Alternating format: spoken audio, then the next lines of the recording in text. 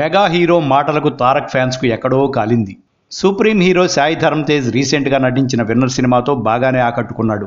అయితే ఈ సినిమాపై కొన్ని చోట్ల పాజిటివ్ రెస్పాన్స్ రాగా మరికొన్న చోట్ల మాత్రం యావరేజ్ టాక్ వినిపిస్తోంది. ఇక సినిమా ఎలా ఉన్నా కానీ వీకెండ్లో మాత్రం 11 కోట్ల పైన కలెక్ట్ చేసి కెరీర్ బెస్ట్ ఓపెనింగ్స్ రాబట్టుకున్నాడు. ఇదంతా మాకు తెలుసులే కానీ అసలు తారక్ ఫ్యాన్స్కు కోపం ఎందుకు వచ్చిందో ముందు ఆ ముచ్చట చెప్పు అంటున్నారు కదా.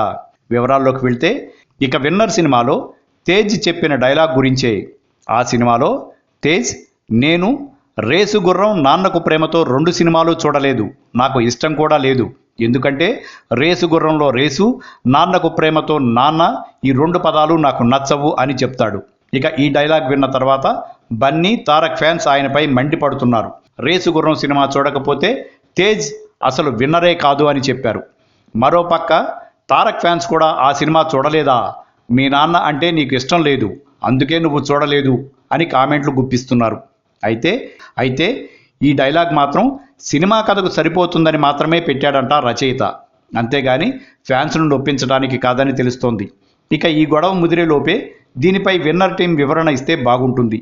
ఇక్కడ ట్విస్ట్ ఏమిటంటే ఈ మధ్య కాలంలో ధరమ్ తేజ్ కొత్త చిత్రానికి స్వయంగా తారక్ వెళ్ళి క్లాప్ కొట్టిన విషయం తెలిసిందే.